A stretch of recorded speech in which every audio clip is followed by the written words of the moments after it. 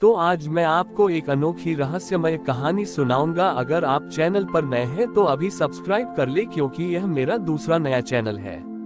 तथा कहानी पूरा देखे, अंत में एक अनोखा रहस्य छुपा है। धन्यवाद। तो सुनिए। गोवर्धन पर्वत की तलहटी में मालती नाम की एक युवा और निडर ग्वालिन रहती थी। उसका मन भगवान कृष्ण की भक्ति में रमा हुआ था। वह हरितालिका तीज को भगवान शिव और माता पार्वती की नहीं, बल्कि राधा कृष्ण के प्रेम के पर्व के रूप में मानती थी, क्योंकि उसकी नजर में उनका प्रेम ही संसार का सबसे पवित्र और सर्वोच्च प्रेम था। मालती का विवाह एक ऐसे युवक से तय हो गया था जो कृष्ण की भक्ति को ढोंग मानता था। उसका नाम केतन था। केतन एक कुशल व्यापारी था और उसका मानना था कि जीवन में धन और शक्ति ही सब कुछ है। मालती ने अपनी माँ को बताया कि वह ऐसे व्यक्ति से विवाह नहीं करेगी जो उसके विश्वास का सम्मान न करे। मालती की माँ बहुत चिंतित हो गईं, क्योंकि केतन के परिवार का गांव में बहुत दबदबा था। हरितालिका तीज का दिन आया। गांव की सभी महिलाएं भगवान शिव और माता पार्वती की पूजा करने के लिए जा रही थीं, लेकिन मालती ने सबसे अलग रास्ता चुना। वह अपनी सबसे अच्छी सहेली के साथ गोवर्धन पर्वत पर गई। उस जगह पर उसने मिट्टी से राधा कृष्ण की एक छोटी सी बड़ी ही मूर्ति बनाई और व्रत करने का फैसला किया। उसने अपनी सहेली से कहा, मेरा व्रत तभी पूरा होगा जब मुझे एक ऐसा जीवन साथी मिलेगा जो मेरे विश्वास को समझे। उधर केतन मालती के इस व्यवहार से बहुत क्रोधित हो गया। उसने अपने कुछ साथियों को लेकर मालती का पीछा किया।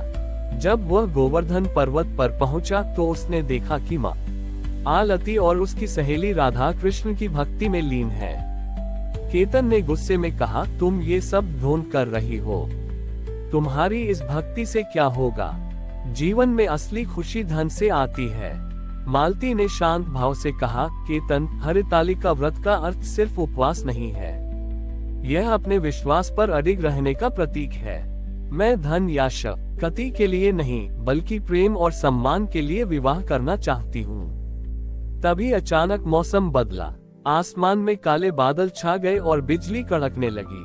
केतन और उसके साथी डर गए और वापस भागने लगे। लेकिन एक तेज हवा का झोंका आया और केतन को एक गहरी खाई की ओर धकेलने लगा। केतन अपनी जान बचाने के लिए एक पेड़ की शाखा को पकड़कर लटक गया। उसने मदद के लिए पुकार लगाई, लेकिन उसके साथी डर के मारे भाग चुके थे। सिर्फ मालती और उसकी सहेली ही वहीं थी। मालती ने बिना एक पल भी सोचे अपनी सहेली की मदद से एक मजबूत लता की रस्सी बनाई और केतन की ओर फेंकी। अपनी जान जोखिम में डालकर मालती ने केतन को ऊपर खींचा। सुरक्षित होने के बाद केतन ने अपनी आंखें खोली और मालती को देखा।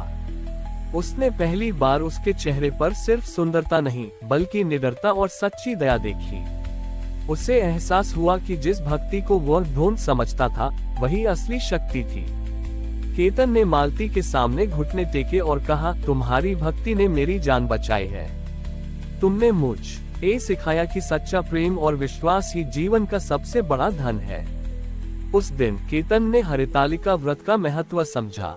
उसने मालती से अपने गलत व्यवहार के लिए माफी मांगी और उससे पूरे सम्मान के साथ विवाह का प्रस्ताव रखा। मालती ने खुशी खुशी उसका प्रस्ताव स्वीकार कर लिया। इस तरह हरितालिका तीज का ये व्रत सिर्फ राधा कृष्ण के प्रेम का प्रतीक नहीं बना, बल्कि इसने ये भी सिखाया कि सच्ची भक्ति और विश्वास से हम किसी के भी दिल को बदल सकते हैं। मालती और केतन के विवाह के बाद उनका जीवन प्रेम और समझदारी से भर गया। केतन अब अपने व्यापार में धन कमाने के बजाय समाज सेवा में अधिक रुचि लेने लगा।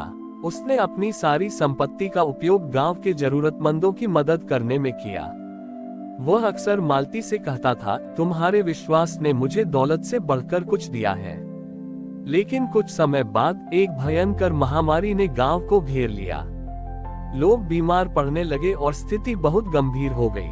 केतन ने अपनी सारी दौलत लगा दी, लेकिन बीमारी कम नहीं हो रही थी। लोग हताश हो गए और निराशा में डूबने लगे। हरितालिका तीज का पर्व फिर आया। इस बार भी गांव की सभी महिलाएं भगवान शिव और माता पार्वती की पूजा कर रही थीं, लेकिन उनके मन में डर और निराशा थी। वे प्रार्थना तो कर रही थीं, पर उन्हें विश्वास नहीं हो रहा था कि उनकी प्रार्थना सुन बड़ी जाएगी। मालती ने ये देखा और उसने केतन से कहा, हरितालिका व्रत सिर्फ व्यक्तिगत इच्छाओं की पूर्ति के लिए नहीं है, ये सामूहिक शक्ति और विश्वास का भी प्रतीक है।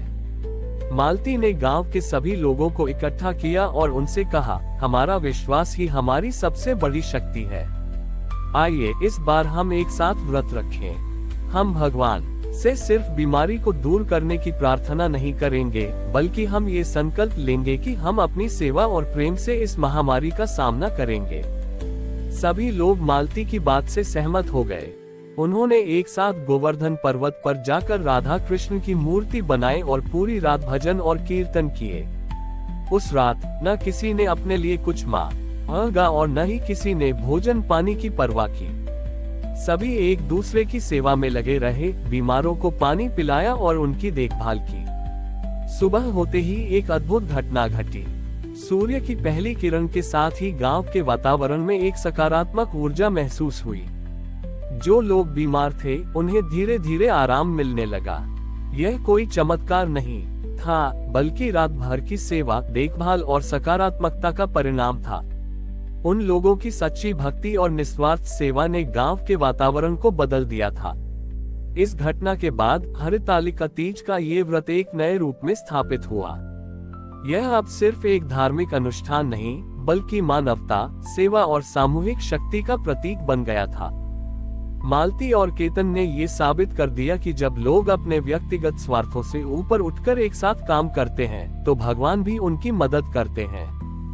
गांव में महामारी का प्रकोप खत्म होने के बाद मालती और केतन की ख्याति दूर दूर तक फैल गई। लोग उन्हें पूजने लगे और उनके पास अपनी समस्याओं के समाधान के लिए आने लगे। लेकिन ये प्रसिद्धि मालती को रास नहीं आ रही थी। उसे लग रहा था कि लोग अब उसे और केतन को भगवान की तरह पूज रहे हैं, जबकि वे तो बस एक दूसरे की मदद कर रहे थे। एक दिन एक बहुत ही प्रसिद्ध संत गांव में आए। वे मालती और केतन की निस्वार्थ सेवा के बारे में सुनकर आए थे। संत ने मालती से एकांत में कहा, बेटी, तुम दोनों ने जो किया है वह अद्भुत है, लेकिन प्रसिद्धि एक मायाजाल की तरह होती है। यह इंसान को उसके असली लक्ष्य से भटका सकती है। मालती ने संत से पूछा, तो हमें क्या करना चाहिए? मैं चाहती हूँ कि लोग खुद में विश्वास करें, न कि मुझ में। संत ने मुस्कुराते हुए कहा, तुम्हारे हरितालिका व्रत का सार यही है कि तुम अपने विश्वास पर अडिग रही। अब तुम्हें लोगों को ये सिखाना है कि सच्ची भक्ति और प्रेम का अर्थ स्वयं पर विश्वास करना है। अगले हरितालिका तीज के दिन जब पूरा गांव गोवर्धन पर्वत पर इकट्ठा हुआ, तो मालती ने सबको संबोधित किया। उसने कहा, आज मैं आप सबसे एक वादा लेना चाहती हूँ। आज से हम हरितालिका का व्रत सिर्फ अपने लिए नहीं, बल्कि दूसरों के लिए भी करेंगे।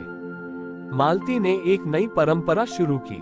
उसने गांव वालों से कहा, आज से हर हरितालिका तीज पर आप सब अपनी सबसे प्रिय वस्तु किसी जरूरतमंद को दान करेंगे। एक दिन का उपवास सिर्फ भूखे रहने के लिए न ही है, बल्कि यह हमें ये याद दिलाता है कि दूसरों की भूख और जरूरतों को समझना कितना जरूरी है। गांव वालों ने मालती की बात मान ली। उस दिन किसी ने अपनी फसल का एक हिस्सा दान किया, तो किसी ने अपने गहने। एक गरीब महिला ने अपनी एकमात्र साड़ी का आधा हिस्सा किसी और को दे दिया। उस दिन गांव में कोई भूखा नहीं सोया। हर किसी ने अपना कुछ हिस्सा दूसरों को दिया और बदले में उन्हें एक अजीब सी खुशी का एहसास हुआ। इस घटना के बाद हरितालिका तीज का व्रत दान, त्याग और सेवा का एक महान पर्व बन गया। यह अब सिर्फ एक पौराणिक कथा नहीं, बल्कि हर साल की एक नई शुरुआत थी, जो लोगों को अपने अंदर के स्वर्ग से ऊपर उठकर हम की भावना से छोटी ही खाती थी। मालती और केतन ने अपनी सेवा से यह सिद्ध कर दिया कि असली भक्ति मंदिरों या मूर्तियों में नहीं, बल्कि इंसानों के दिलों में होती है। हमारी और भी आध्यात्मिक एवं अनोखी कहानियां देखने के लिए हमारे चैनल पर जाएं तथा धार्मिक एवं पौराणिक अनोखी कहानियां हमारे चैनल पर है। कृपया जाके देखें तथा हमारे चैनल को सब्सक्राइब करके रखें और वीडियो लाइक जरूर करें। धन्यवाद।